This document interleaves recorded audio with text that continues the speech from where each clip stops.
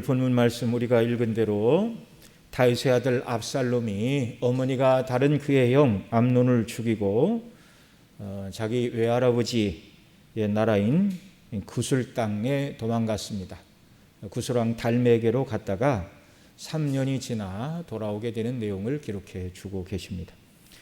압살롬은 자기 여동생 다말이 암논에게 성폭행을 당하고 버림을 받자 죽이기로 작정하고 2년을 기다렸습니다.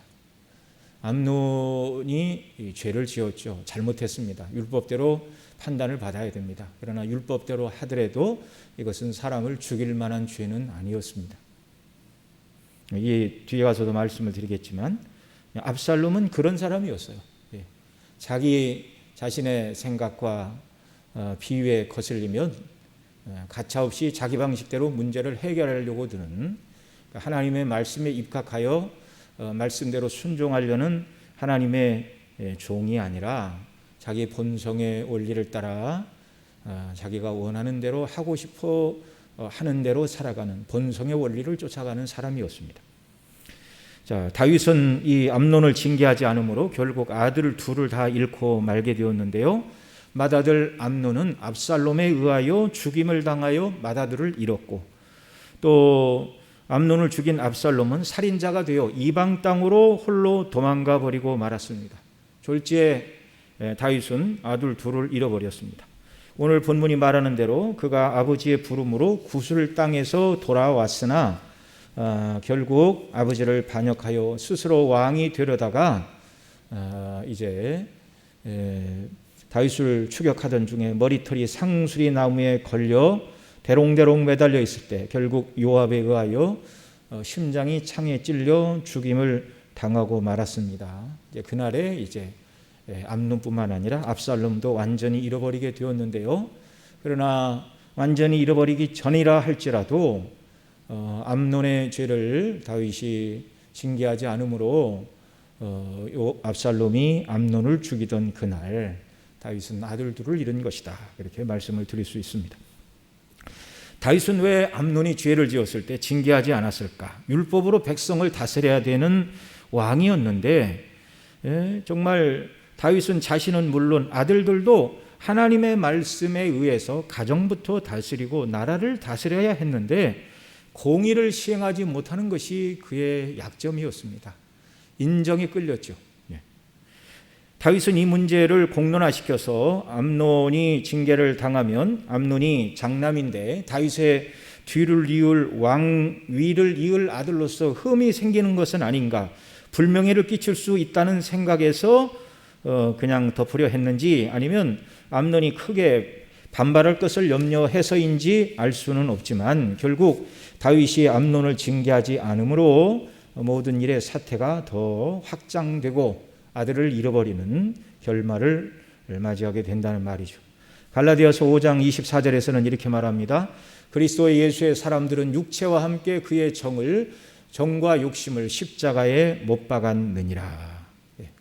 그리스도 예수의 사람들, 하나님을 경외하는 사람들은 그의 육체뿐만 아니라 정과 욕심을 십자가에 못 박고 하나님이 기뻐하시고 원하시는 뜻대로 살아야 되는데, 이때의 다윗은 이렇게 하지 못했다는 말이죠.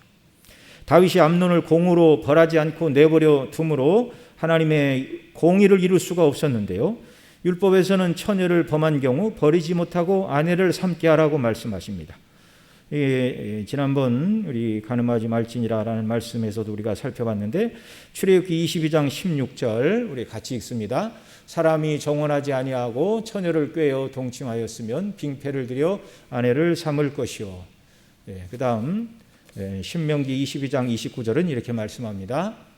그 통관한 남자는 그 처녀의 아비에게 은 50세겔을 주고 그 처녀로 아내를 삼을 것이라. 그가 그 처녀를 욕보였은즉 평생에 그를 버리지 못하리라. 이게 하나님께서 주신 율법의 규례입니다. 다윗이 율법대로 암논을 징계하고 다말을 암논에게 주어 평생 버리지 못하게 하고, 그리고 압살롬에게 사과를 하게 했다면 두 아들을 잃지는 않았을 것입니다. 비록 암논이 여러 왕자들과 또 다윗의 대소 신료들에게 욕을 먹을 수는 있겠죠. 그리고 암논이 다윗의 뒤를 이어 왕위를 이을 것이라는 영예를 잃어버릴 수도 있었을 것입니다. 그런데 그 일을 행하지 않음으로 말미암아 결론적으로 암논이 죽었는데요. 다윗이 암논을 징계해서 암논이 어떤 불명예를 당한다 할지라도 이렇게 죽는 것보다는 공의로 판단하는 것이 훨씬 더 옳은 일이었습니다. 사람의 생각은 너무나 짧아요. 덮으면 덮어질 줄 아는데 하나님 앞에서 아무리 덮어도 덮어지지 않는 것이 죄임을 꼭 기억하시기 바랍니다. 다윗은 말씀으로 공의를 세우는 왕으로서 마땅한 일이었는데 그 일을 행하지 못함으로 말미암아 문제가 점점 더 커지고 있어요. 결국 다윗이 암논의 죄를 은폐하자 이것이 골마 터져 버렸고 2년 동안 압살롬은 암논을 죽일 기회를 엿보고 있었습니다. 만약에 그 해에 양털을 깎고 아버지 다윗에게 형 암논도 좀 보내주십시오 이렇게 얘기를 했다면 안 보냈겠죠. 틀림없이 무슨 딴 생각을 하겠다. 그러나 2년 정도 시간이 지난 다음에 다 잊혀진 줄 알았는데 2년 동안 압살롬은 마음속에서 칼을 갈고 있었습니다. 때가 되면 내가 암논을 죽이리라. 2년이 지난 후 압살롬이 양털을 깎던 날 왕자들을 다 초청하고 모두가 술에 취했을 때 압살롬이 암논을 죽이고 맙니다. 그런데 이 모든 사건들에 다 다윗이 관여가 되고 있어요. 우리가 앞 시간에 살펴봤던 것처럼 암논이 자기 여동생 다말을 청할 때도 직접 청하지 않고 아버지의 명령을 이렇게 통하여서 이렇게 아픈 채하고 누워있다가 아버지가 오면 왜 이렇게 먹지도 못하고 시름시를 앓느냐 그러면 제가 병이 났는데 제 동생 다말에게 뭐 먹을 것과 과자를 좀 만들어서 저에게 좀 대접하도록 아버지가 말씀 좀 해 주십시오. 결국 다말을 암논에게 보낸 사람도 다윗이고요. 그래서 문제가 생겼죠. 그 다음에 압살롬이 양털을 깎을 때 압살롬이 아버지 다윗에게 요청하여 암논을 보내달라는 요청을 허락한 것도 다윗입니다. 이 모든 일마다 다 다윗이 연관되고 있는데 이것은 앞서 다윗이 지은 간음죄와 살인죄에 대하여 칼이 내 집을 떠나지 아니하리라는 이 하나님의 말씀이 지금 다윗에게 어떻게 이루어져 가고 있는가 이걸 보여주는 것이죠. 이런 과정에서 하나님의 징계는 피치 못할 사건이라 할지라도 다윗이 믿음으로 견고히 서서 하나님의 뜻대로 바르게 처신했더라면 훨씬 더 이 징계는 가볍게 지나갈 수도 있었을 것입니다. 물론 역사의 가정은 뭐 어떻게 성립할 수가 없는 얘기죠. 그러나 다른 성경의 예를 볼 때 그러하다는 것입니다. 그리고 압살롬은 어머니의 나라인 구술 땅 외할아버지 달메게로 달아나 시간이 3년이 지나가고 있습니다. 오늘 읽은 사무엘하 13장 37절로 39절 그때 다윗의 마음이 어땠는가 이렇게 말합니다. 같이 읽습니다. 압살롬은 도망하여 구술왕 암미울의 아들 달메게로 갔고 다윗은 날마다 그 아들을 인하여 슬퍼하니라. 압살롬이 도망하여 구술로 가서 거한 지 3년이라. 다윗 왕의 마음이 압살롬에게 향하여 간절하니 암논은 이미 죽었으므로 왕위 위로를 받았음이더라. 자, 이스라엘 땅에서 부지 중에 사람을 죽인 자는 도망가야 됐습니다. 어디로 갔죠? 도피성 중에 하나로 가야 했습니다. 그런데 암논을 죽인 압살롬은 도피성 중에 하나가 아니라 구술 땅으로 도망을 쳤습니다. 왜요? 오살자가 아니거든요. 실수로 죽인 게 아니거든요. 고의로 죽였습니다. 그리고 고의로 사람을 죽인 자는 도피성에 피했다 할지라도 그 성의 장로들이 재판을 열어서 고의성이 입증이 되면 끌어내어 죽이게끔 되어 있었습니다. 이걸 너무나 잘 알고 있었던 압살롬은 자기 어머니, 자기 외할아버지 핏줄밖에 의지할 수 없었고 결국 구술 땅으로 도망을 치인 지 3년이 되었는데 그 사이에 다윗의 마음에 변화가 일어나고 있습니다. 처음에는 죽은 아들 암논이 불쌍해서 그리고 악을 행한 압살롬이 미웠을 것입니다. 왜 암논은 정신을 못 차리고 동생에게 그런 악한 짓을 하였는가? 그가 칼에 찔려 죽어갈 때 얼마나 고통스러웠을까? 뭐 여러 생각에 처음에는 죽은 아들을 인하여 잠을 이루지 어려웠을 것입니다. 그런데 시간이 흐르자 오늘 우리가 읽은 말씀에 보면 뭐라고 말씀하죠? 다윗 왕의 마음이 압살롬에게 향하여 간절하니 암논은 이미 죽었으므로 왕이 위로를 받았습니다. 이렇게 말을 하고 있습니다. 죽은 아들은 이미 죽었으니 죽은 아들을 돌이킬 수는 없는 것이죠. 그러니 위로를 받았다. 보통 오늘날 그러죠. 심리학자나 의사들 상담하시는 분들이 가족을 잃은 극심한 슬픔을 극복하는데 보통 한 2년 정도 걸린다고 그럽니다. 오늘날 사람이나 그 시대 사람이나 마찬가지겠죠. 죽을 것 같은 마음도 한 2년 정도 지나면 받아들여진다는 말입니다. 그래야 살 수 있으니 하나님께서 사람을 그렇게 만드신 것이죠. 시간이 3년쯤 지나자 죽은 아들 암논은 다윗에게서 잊혀졌고 집을 떠나 망명 생활을 하는 압살롬에게 다윗의 마음이 쏠렸습니다. 그래서 37절에 날마다 그 아들을 인하여 슬퍼했다 이렇게 말하는데, 이 슬퍼한 아들이 죽은 암논이 아니고 도망가 있는 압살롬입니다. 아들이 죄인임에도 불구하고 아들을 보고 싶어하는 아버지의 마음, 그 심정이 아니라면 다 짐작하기가 어려운 것이죠. 보고 싶은데 볼 수 없는 생이별입니다. 죄를 지은 아들에게 마음이 간절한 다윗, 얼마든지 이해할 수 있죠. 그러나 하나님의 법은 엄미한 것이죠. 하나님은 율법을 주시기도 전에 창세기 9장 6절에서 무릇 사람의 피를 흘리면 사람이 그 피를 흘릴 것이니 이는 하나님이 자기 형상대로 사람을 지었음이니라. 다윗이 이 말씀을 무시하고 아들을 불러들이는 일은 공의에 반대되는 일이었습니다. 이럴 때 다윗은 어떻게 해야 했을까요?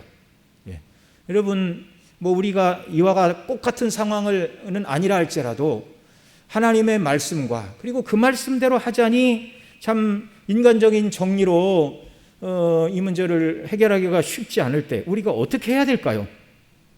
기도해야 됩니다. 지혜를 주시고 바르게 처리할 수 있는 힘과 은혜를 달라고, 하나님의 문제 해결의 방식은 무엇인가를 가르쳐 달라고 기도해야 됩니다. 우리 주님은 하나님의 뜻과 자신이 원하는 것이 다를 때 기도하셨어요. 뭐라고 기도하셨어요? 내 아버지여, 만일 할만하시거든 이 잔을 내게서 지나가게 하옵소서. 그러나 나의 원대로 마옵시고 아버지의 원대로 하옵소서. 그렇게 간절히 기도하실 때 하나님 아버지의 도우심을 입어 능히 십자가를 지실 수가 있으셨습니다.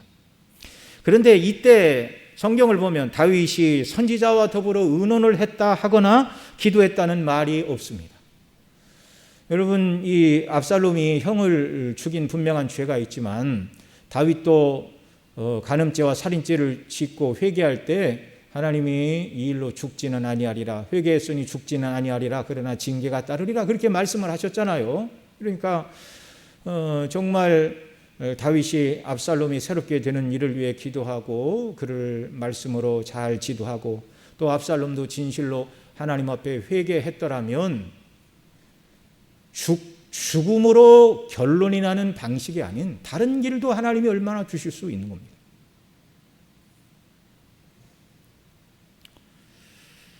하나님의 뜻대로 해야 함에도 인간적인 마음 때문에 순종할 수 없어 기도하지 않고 시간을 보내게 되면 결국 더 옳지 않은 결정을 내리게 되는 것입니다.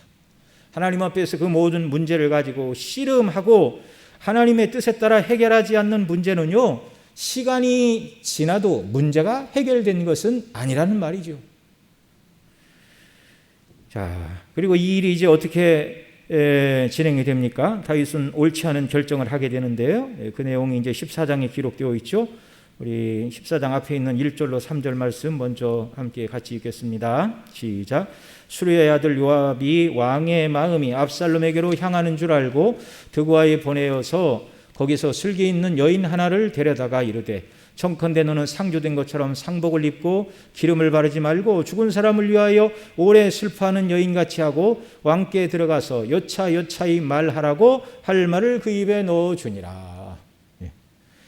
요압은 다윗 왕의 마음이 압살롬에게 향하는 줄을 알고 다윗이 원하는 일을 이루어 주고자 드고아에 사는 한 슬기 있는 여인을 데리고 왔습니다. 이 슬기 있다 이 말은 오늘날로 말하면 이 여인이 누구인가? 능숙한 연기를 하는 연기자를 데리고 와서 왕 앞에 연기를 하게 이렇게 만들고 있습니다. 여기 슬기 있는 여인이라는 말을 개역개정에서는 지혜 있는 여인으로 번역했는데 이 슬기와 지혜는 긍정적인 의미의 슬기와 지혜가 아닙니다. 사람을 살리고 하나님의 뜻대로 순종한 의미의 슬기와 지혜가 아닙니다. 오늘 본문 앞에 사무엘하 13장에 보면 암논에게 아버지 다윗에게 요청하여 다말에게 식물과 과자를 만들어 달라고 그렇게 요구하라고 나쁜 지혜를 빌려준 사람이 있었죠. 다윗의 형 시므이의 아들 요나답이라는 사람이었는데 그 요나답에 대하여 이렇게 말합니다. 같이 읽습니다. 암논에게 요나답이라는 친구가 있으니 저는 다윗의 형 시므아의 아들이요 심히 간교한 자라. 간교한 자라.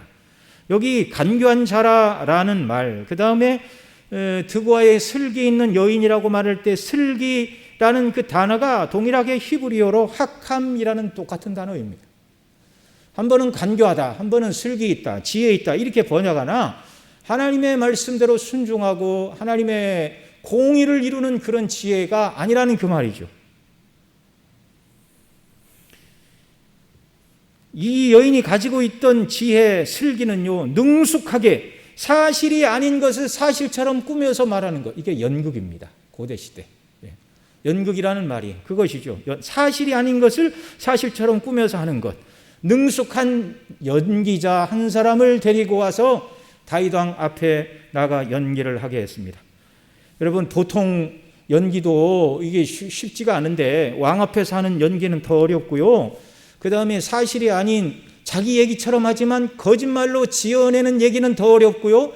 더구나 그 얘기의 당사자가 다윗 왕이라고 한다면 보통 사람 같으면 왕 앞에 서서 대사 한마디 하기도 쉽지가 않습니다. 오금이 덜덜덜 떨리고 왕이 진노를 해서 혹시 나를 오게 가두라고 하면 어떨까? 어찌 그렇게 악한 생각을 했느냐라고 어떤 화가 떨어지지는 않을까?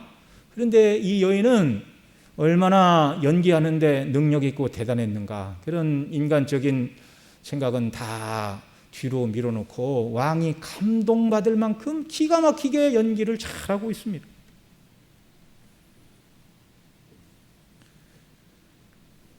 여러분, 아무리 우리가 하나님 주신 어떤 능력이 있다 할지라도 우리가 가진 능력과 은사와 재능을 하나님이 기뻐하시지 않는 방면에서 사용하는 자들이 되지 않기를 원합니다. 자, 이 드고아의 이 여인을 데리고 온 요압은 무슨 마음으로 이런 일을 했습니까? 다윗 왕이 그 아들 압살롬을 잊지 못하여 슬픔에 빠져 있는 모습을 보고 왕을 위로하고 또 왕과 왕자를 화해시키고 정말 평안한 나라를 만들려고 그렇게 한 것인가요? 그렇지 않죠. 하나님의 나라, 다윗이 왕이지만 그 나라의 주인은 하나님이십니다. 그러니까 요압이 진정한 충신이라면 다윗이 행하려는 일이 인간적으로 아버지로서의 마음을 충분히 이해하나, 그러나 그 왕으로 하여금 하나님이 기뻐하시는 결론을 내리도록 조언을 하고 도움을 줘야 될 사람이 요압인데 그렇게 하고 있지 않습니다. 자, 요압은 무슨 마음으로 이런 일을 하나요? 충성된 신하라서 그런 것도 아니고 또 아버지와 아들 사이의 관계를 생각해서 그러는 것도 아니고 왜 이렇게 이런 일들을 하고 있죠? 이 일을 하는 이유는 분명하죠. 다윗의 마음을 알아줌으로 말미암아 다윗에게 더 신음을 얻게 하는 것이고 또 왕이 될 1번 왕자인 암논이 죽었고 그 다음에 다른 왕자들에 대한 언급은 거의 없습니다. 일찍 죽었든가. 그 다음에 이제 다윗의 이를 이을 왕자가 누구일까? 압살롬이 유력하죠. 근데 그런 사람이 밖에만 떠돌아서는 되겠는가? 그 사람을 데리고 오는 일에 혁혁한 공로를 세운다면 압살롬에게도 잊을 수 없는 은인이 되는 것입니다. 그러니까 현재 왕과 앞으로 왕에 제일 가까운 사람의 마음을 놓고 자기 편을 만들고자 이 일을 행하고 있는 것이죠.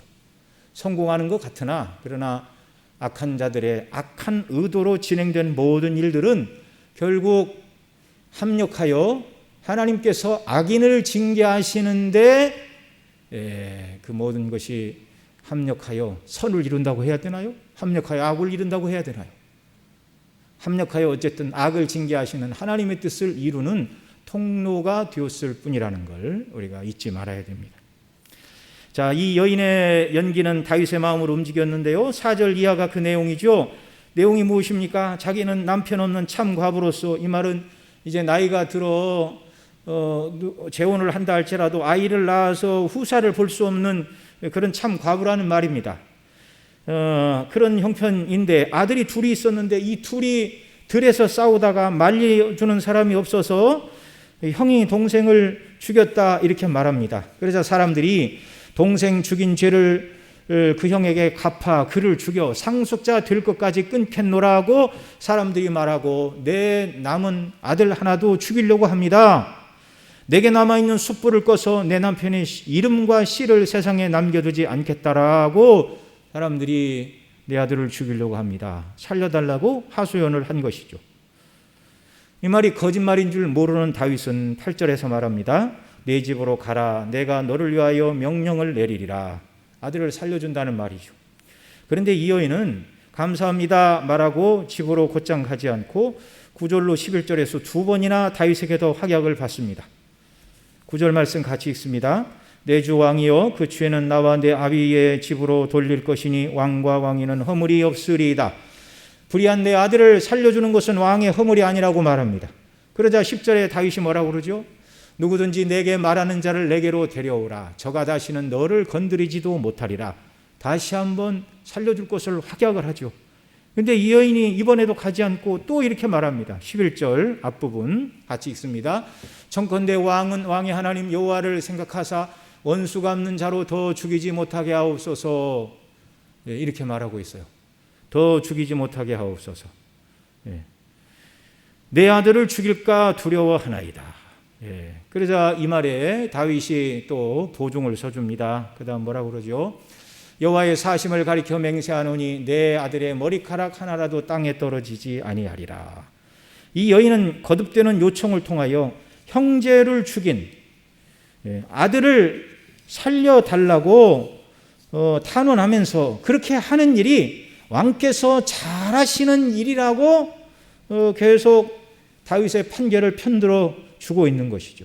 그러면서 자신의 불의한 아들도 꼭 살려달라 이렇게 3번씩이나 부탁을 하고 있습니다. 자, 이렇게 말하고 있는 것은 형제를 죽인 압살롬의 죄보다 살아남은 압살롬을 살리는 것이 더 합당하고 귀한 일이라는 생각을 다윗이 갖도록 하려는 의도에서 2번, 3번 거듭거듭 이 말을 하고 있는 것이죠. 이 모든 것은 다 꿈에는 연기였고 이제 실제 이 여인이 하고 싶은 말은 12절, 13절에 있는데요. 같이 읽겠습니다. 여인이 가로되 청컨대 계집종을 용납하여 한 말씀으로 내 주 왕께 여쭙게 하옵소서. 가로되 말하라. 여인이 가로되 그러면 어찌하여 왕께서 하나님의 백성에게 대하여 이 같은 도모를 하셨나이까? 이 말씀을 하셨으니 왕께서 죄 있는 사람같이 되심은 그 내어 쫓긴 자를 집으로 돌아오게 아니하심이니까. 연기에 능숙한 이 여인은 한편에 기가 막힌 모노 드라마를 연출을 했죠. 그리고 다윗으로 하여금 그 형을 죽인 압살롬이 이방 땅에서 3년이나 집에 돌아오지 못하고 객지 생활을 하고 있는 것이 그 아들을 불러들이지 않은 아버지 다윗 왕의 죄인 것처럼 그렇게 만들어버렸습니다. 연극과 연기를 통하여 다윗이 공의를 시행하지도 못하고 있는데 아들을 사랑하지 않는 이상한 아버지, 용서하지 않는 이상한 아버지로 만든 것이죠. 이 여인이 지어낸 말은 압살롬이 암논을 죽인 것과 같지 않습니다. 왜요? 이 여인은 지어낸 얘기지만 들에서 두 형제가 다투다가 죽일 의사가 없이 그런 경우를 오살이라고 그럽니다. 오살자. 과실로 사람을 죽였죠. 그러나 압살롬은 실수로 형을 죽인 게 아니라 2년 동안이나 계획을 세우고 마음속에 칼을 갈다가 시행한 일이었습니다. 그리고 지금 누가 나서서 압살롬을 죽이겠다고 공의에 호소하는 사람이 있는 시대도 아니고 또 압살롬이 처벌을 받는다고 해서 다윗의 왕위를 이을 자손의 대가 다 끊어지는 것도 아니었습니다. 고의로 사람을 죽인 죄에 대한 공의를 말살하고 아들을 생각하는 다윗의 인간적인 마음을 흔들어 놓을 뿐이었습니다. 요압이 고용한 이 여인의 연기는 다윗에게 감동을 주었고 다윗이 이제 눈치를 챘죠. 네가 하는 모든 말을 다 가운데 요압이 개입을 하였느냐? 사실대로 말하죠. 아무것도 왕에게는 숨길 수 없습니다. 내가 한 모든 말을 요압이 다 내게 넣어 주었습니다. 그러자 이제 다윗은 더 말할 것도 없이 요압을 부른 다음에 압살롬을 데리고 오라고 말합니다. 그리고 24절 이렇게 말합니다. 같이 읽습니다. 저를 그 집으로 물러가게 하고 내 얼굴을 볼 수 없게 하라. 이렇게 명령을 내립니다. 가서 데리고 오기는 오되 그의 집으로 보내고 물러가서 내 얼굴은 볼 수 없게 하라. 압살롬이 자기 집으로 돌아가고 왕의 얼굴을 보지 못하게 되었습니다. 압살롬의 죄에 대한 아버지 다윗은요, 공의와 사랑과의 이 관계에서, 갈등 속에서 공의를 사랑이 이겨버리고 말았습니다. 나름 다윗은 아들은 용서하지만, 그래서 구술 땅에 있는 아들을 데려는 오지만 그 아들을 얼굴을 보지 않음으로써 암논을 죽인 죄에 대해서는 책임을 묻겠다, 그런 결심을 한 것으로 보여집니다. 정말 다윗이 압살롬을 데리고 오기를 원했다면 그의 죄를 어떻게 해서든지 책임을 물어야 했죠. 정말 잘못된 죄인 것처럼이라도 만들어서 도피성이라도 가서 피하게끔 만들었고, 그 아들이 진실로 죄를 깨닫고 뉘우치고 회개하는 어떤 정도의 이런 기간을 주고 가이드라인을 주고 분명히 이 일을 했어야 했을 것입니다. 그런데 다윗은 압살롬의 모든 허물을 집에서 근신하는 것으로 덮으려 하였습니다. 이 문제를 바라보고 있는 당시 백성들에게도 문제가 있었습니다. 백성들도 이 모든 일에 대하여 소문으로 듣고 있었죠. 이 압살롬에 대한 백성들의 평가가 무엇입니까? 백성들 중에 어느 누구도 왕이 압살롬의 문제를 이렇게 가벼이 처리하는 것은 하나님의 공의에 어긋나는 일이라고, 국법에 어긋나는 일이라고 아무도 말하고 있지 않습니다. 그 말을 해야 될 요압이 편들어주고 있는데 누가 이런 말을 하겠습니까? 아무도 없어요. 왕이 하나님의 뜻대로 순종하지 않으니 백성 중 어느 누구도 이 일에 대하여 문제를 제기하는 사람이 없게 되었다, 이 말이죠. 이보다 더 이상한 일이 예루살렘에서 벌어지고 있었는데 백성 중에 도리어 살인자 압살롬이 칭찬을 받는다는 것입니다. 형을 죽이고 3년이나 도망을 치다 겨우 돌아온 사람에 대한 반응치고는 참으로 이상한 일이죠. 자, 압살롬이 무엇으로 칭찬을 받죠? 나라를 위해서 전쟁에 나가 공을 세웠습니까? 자기를 희생하고 백성들의 생명을 구원하기라도 하였습니까? 하나님의 영광을 높이는 어떤 일을 감당했습니까? 그런 것이 전혀 아닙니다. 압살롬이 받고 있는 칭찬은요, 외모 때문이었어요. 25절로 27절 우리 같이 읽습니다. 온 이스라엘 가운데 압살롬같이 아름다움으로 크게 칭찬받는 자가 없었으니 저는 발바닥부터 정수리까지 흠이 없습니다. 그 머리털이 무거움으로 연말마다 깎았으며 그 머리털을 깎을 때마다 달아본 즉 왕의 저울로 200세겔이었더라. 압살롬이 아들 셋과 딸 하나를 낳았는데 딸의 이름은 다말이라. 얼굴이 아름다운 여자더라. 자, 압살롬과 그의 가족들에 대한 칭찬은 모두 외모뿐입니다. 압살롬은 발바닥부터 정수리까지 흠이 없다, 뭐 어디 넘어져서 상처 하나 없다, 그 말이 아니라 몸 전체가 완벽한 비율로 빛이 났다, 그 말이죠. 특별히 그의 머리가 기가 막혔다, 이렇게 말하죠. 머리를 연말마다 깎았는데 한 번 깎아 왕의 저울로 달아볼 때마다 200세겔. 이 200세겔은 오늘날 무게로 하면 한 4.5kg 정도 됩니다. 사람들이 이 성경 여기를 읽을 때마다 이게 뭐 수치가 잘못된 거 아닌가? 어떻게 사람 머리가 1년에 4.5kg까지 나갈 수가 있는가? 그러니까 머리숱도 많고 굵고 빨리 자랐다, 그 말이죠. 이게 당시에는 그런 것들이 미의 기준 중에 하나였습니다.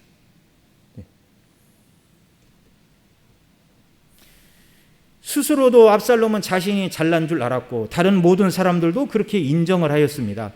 얼마나 외모가 잘났는가. 형을 고의로 죽인 죄를 탓하는 사람은 하나도 없고 오히려 그의 외모가 그의 죄를 덮고 있습니다. 살인죄를 지은 사람, 그것도 고의로 2년 동안이나 마음에 품고 있다가 악을 행하고 형을 죽인 죄인인데 외모가 아름답다고 칭찬하는 시대.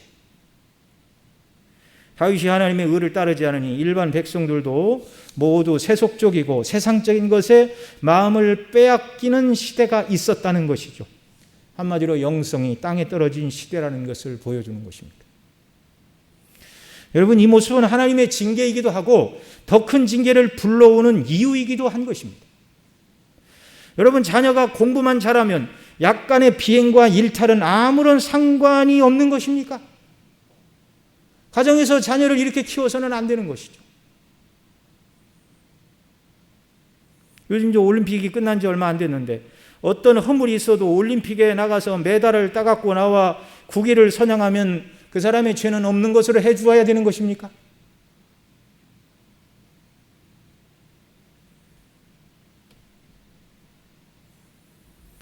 왕이 하나님의 말씀을 무겁게 생각하지 않으니 백성들도 압살롬의 외모를 칭찬하고 그의 죄에 대해서는 아무런 언급도 하지 않는 참으로 이상한 시대, 참으로 이상한 시대.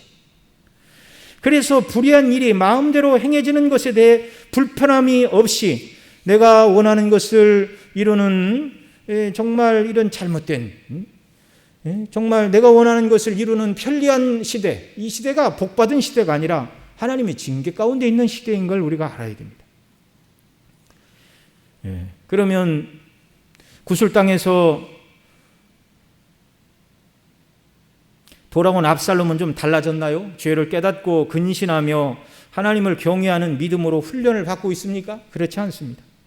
여전히 압살롬은 자기의 악함, 자신의 욕심과 욕망을 드러내며 살아가고 있었습니다.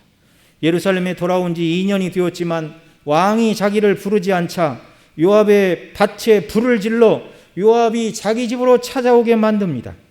이것이 압살롬의 사람됨이었습니다.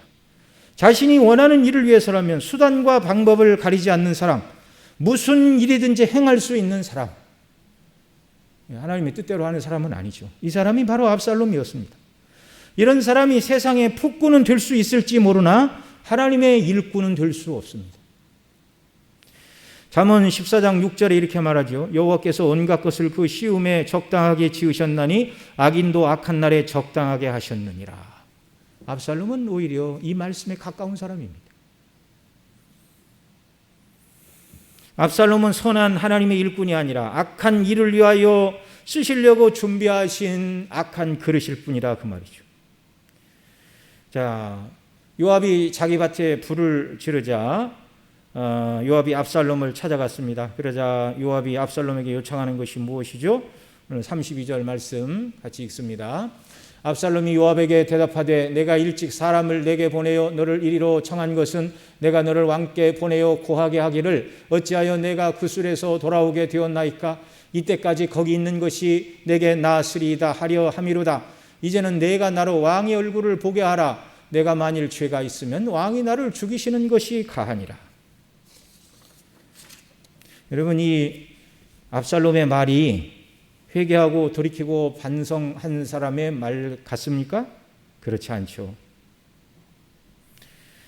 압살롬은 요압에게 아버지에게 가서 이 말을 전해라. 왕에게 가서 이 말을 전해라. 내 얼굴을 볼 것이 아니었다면 그냥 구술 땅에 망명하여 그냥 구술의 백성으로 살게 내버려 둘 것이지 왜 나를 집으로 불러 내 얼굴을 보지 않으므로 나를 멸시하고 죄인 취급을 하시는가? 만일 내게 죄가 있으면 왕이 나를 죽이는 것이 옳으니라. 아버지와 아들 사이의 대화가 아닙니다. 왕과 일반 백성의 입장에서 이렇게 말하죠. 내가 만일 죄가 있으면 왕이 나를 죽이시는 것이 가하니라. 이 말은 자기는 죄인이 아니라는 말로 형 암논을 죽인 것은 내 죄가 아니라 는 죄에 대한 부인이요 모든 허물을 그 형에게 돌리고 있다 그 말이죠. 내가 죄가 있으면 왕이 나를 죽이는 것이 옳다. 이 말은요, 죄를 부인하는 말일 뿐만 아니라 왕을 협박하는 말이기도 합니다. 아버지를 협박하는 말이기도 합니다. 차라리 나를 죽이세요. 그 말입니다. 다윗은 이미 공의를 외면하고 압살롬을 불러들였죠. 2년 지난 후 차라리 나를 죽이라는 압살롬의 협박을 듣고서 하나님의 공의가 아니라 자식에 대한 연민과 동정심으로 결국 왕 다윗은 압살롬을 부르고 이제 화해를 하게 됩니다. 그러나 진정한 화해가 아니죠. 죄에 대한 회개와 참된 용서와 회복과 하나님의 긍휼이 주어지지 않은 인간적인 미봉책이었을 뿐입니다. 33절 같이 읽습니다. 시작. 요압이 왕께 나아가서 그에게 아뢰매 왕이 압살롬을 부르니 그가 왕께 나아가 그 앞에서 얼굴을 땅에 대어 그에게 절하매 왕이 압살롬과 입을 맞추니라. 아버지가 아들과 화해한 것이 아니고 왕이 압살롬과 입을 맞추니라 이렇게 말하고 있습니다. 어쨌든 다윗은 죄를 깨닫지도 못하고 회개하지도 않은 압살롬을 용서하고 말았습니다. 이 다윗의 무절제한 애정으로, 연민으로, 자식에 대한 동정으로 압살롬의 거만함을 꺾을 수 없게 되었고 압살롬이 형을 죽인 죄는 이제 잊혀지게 되었습니다. 이 모든 일이 하나님께서 다윗이 지은 죄에 대한 징계를 내리시려는 방편이라는 것을 당시 다윗은 알지 못했겠죠. 그가 영적으로 깨어있어 아들들의 죄에 대하여 즉시로 징계하고 조심을 시켰다면 자신의 마음에 아들을 생각하는 인간적인 사랑이 끓어오를 때 하나님의 공의도 함께 기억하고 기도하고 하나님의 도우심을 받았다면 다윗과 그 가정이 당할 징계가 없어지는 것은 아니나 약한 징계를 당하고 지나갈 수도 있었을 것이다. 서두에 제가 이 말씀을 드렸는데요. 이 말씀을 드린 이유가 열왕기상 21장에 있습니다. 열왕기상 21장에 보면 아합이 하나님 앞에서 큰 악을 행한 죄인이었으나 엘리야 선지자가 전하는 하나님의 심판의 말씀을 듣고 그가 보인 행동이 있죠. 옷을 찢고 굵은 배로 몸을 동이고 금식하고 굵은 배에 누우며 또 풀죽어 다닐 때에 여호와께서 엘리야에게 이렇게 말씀하십니다. 같이 읽습니다. 아합이 내 앞에서 겸비함을 내가 보느냐? 그가 내 앞에서 겸비함으로 내가 재앙을 저의 시대에는 내리지 아니하고 그 아들의 시대에야 그의 집에 재앙을 내리리라. 이 악한 왕 아합의 집을요 하나님께서 말갛게 쓸어버리시되 아합 때 하시겠다 그랬어요. 그런데 아합이 회개하고 하나님 앞에 겸손하게 회개하고 은혜를 간구하니까 이 심판을 하나님이 약화시키시고 유보시켜 주셨습니다. 예레미야에서도 말하죠. 하나님이 주권을 말하면서 내가 어느 나라나 누구를 멸한다고 작정했다고 하자. 그가 간절히 회개할 때 그를 용서하는 것이 내 주권이니라 하나님이 그렇게 말씀하십니다. 회개하고 긍휼을 구하는 자들에게는요 하나님이 징계하시고 진노를 내리시나 가볍게 하신다는 사실도 여러분 기억하시기 바랍니다.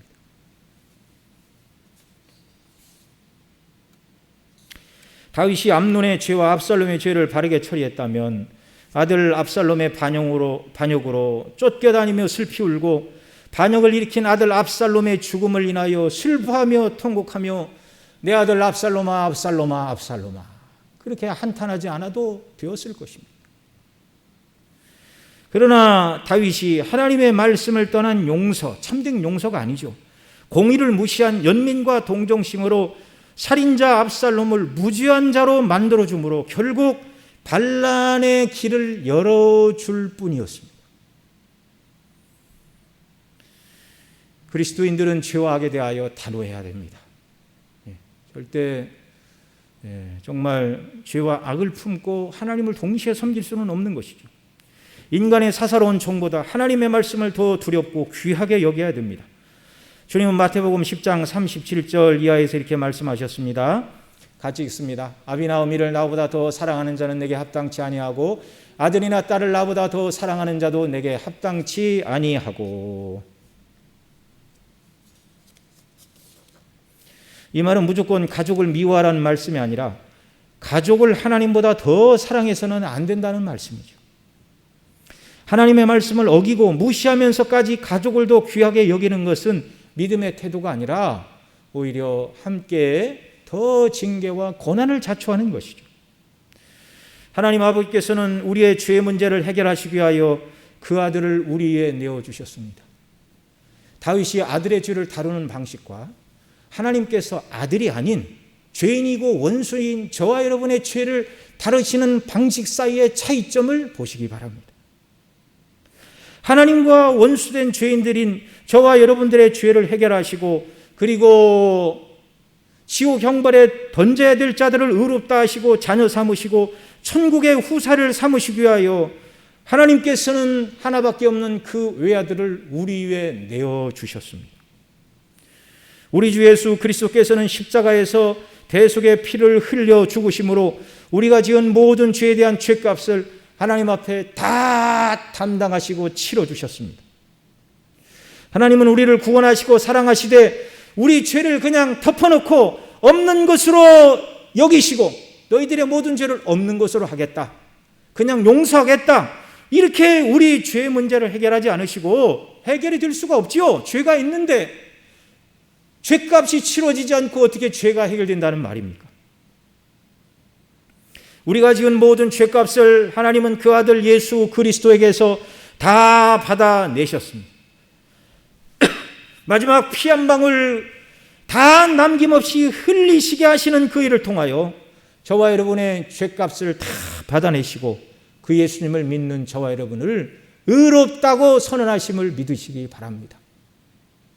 이 은혜로 우리가 구원받아 하나님의 자녀가 되었고 천국을 상속할 후사가 되었습니다.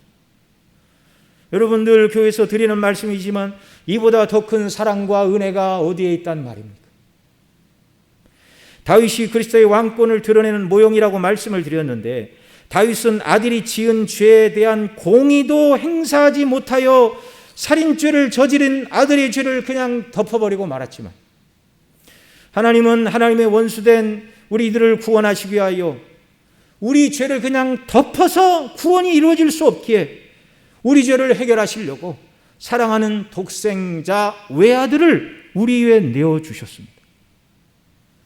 여러분, 인류 역사상 가장 큰 위기의 때가 어느 때인 줄 아십니까? 우리 주님이 십자가를 앞에 두고 아버지께 기도하셨죠. 앞서도 서두에도 말씀을 드렸지만 우리 주님 기도하실 때 아버지여, 만일 할만하시거든 이 잔을 내게서 옮기시옵소서. 그러나 나의 원대로 마옵시고 아버지의 원대로 되기를 원하나이다.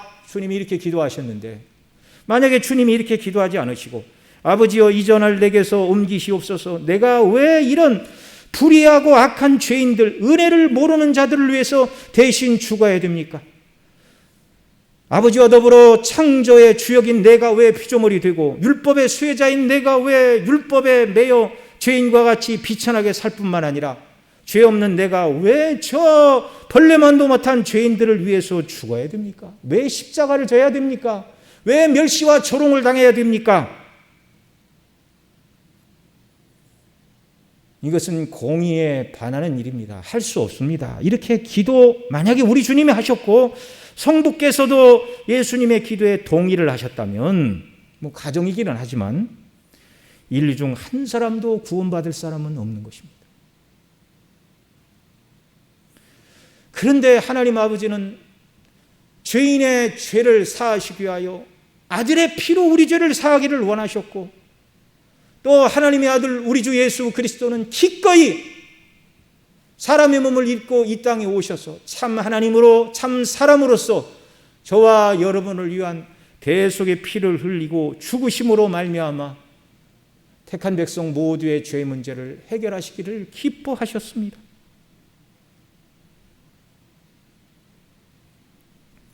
아들을 내어주시기까지 우리를 사랑하신 그 사랑, 공의를 만족시키시기 위하여 아들을 내어주신 하나님께서 여러분 무엇인들 우리에게 내어주시지 않으시겠습니까?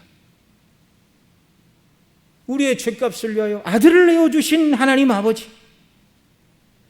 여러분, 하나님이 능력이 없어서도 아니고 우리를 사랑해서도 아니고 세상에 속한 모든 것들을 왜 우리에게 주시지 않는가? 이걸로 하나님이 우리를 사랑하신다, 사랑하시지 않는다, 이것이 평가의 기준이 되어서는 안 되는 것이죠. 우리가 원하는 것보다 세상에 더 많은 것을 하나님이 주실 수도 있지만 그것은 저와 여러분의 영혼을 유익하게 하는 일이 아니기 때문에 주시지 않는 줄 믿으시기 바랍니다. 세상에 대한 욕심도 내려놓고 세상에 대한 두려움도 내려놓으시고 기쁘고 기쁘게 우리를 위하여 죽으신 주님을 섬기고 아들을 내어주신 하나님의 뜻에 순종하며 정말 육체의 남은 때를 살아가는 이런 은혜의 역사, 이런 은혜를 하나님께서 저와 여러분 모두에게 부어주시기를 바랍니다. 공의를 이루신 하나님의 사랑을 기억함으로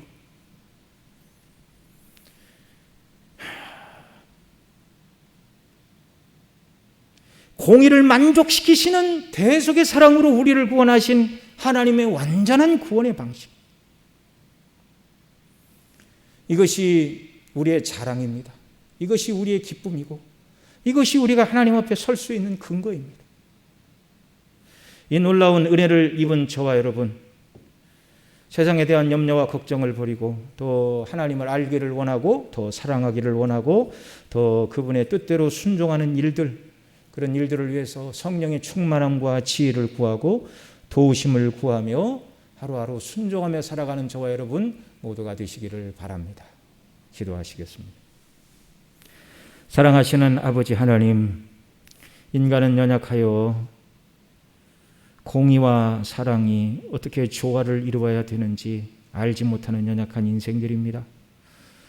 우리 하나님 아버지께서는 죄인된 우리를 사랑하지 않으셔도 하나님의 의로우심에 아무런 문제가 없음에도 불구하고 죄에 빠진 우리를 구원하시기를 기뻐하셨는데, 우리의 죄를 완전히 해결하시는 구원의 방식, 곧 죄 없으신 하나님의 아들이 사람의 몸을 입고 이 땅에 오셔서 우리 대신 율법에 다 순종하시고 십자가에 못 박혀 죄값을 치르시는 방식으로, 하나님의 죄에 대한 공의를 완성하시는 방식으로 우리를 구원하신 하나님의 구원의 방식과 이 일을 순종하신 우리 주 예수 그리스도를 찬미하며 이 놀라운 사실을 우리로 하여금 깨닫게 하시는 성령 하나님의 감동감화 교통을 인하여 영광을 돌려드립니다. 육체의 남은 때를 이런 구원을 베푸신 삼위 하나님의 영광을 위하여, 그 뜻을 위하여 살아가는 자들이 되게 하여 주시기를 원하옵고, 날마다 성령께서 우리를 도우사 진리를 마음에 새기고 그 뜻대로 순종하는 자가 되도록 날마다 은혜를 더하여 주옵소서. 우리 구주 예수님의 이름으로 기도드리옵나이다. 아멘.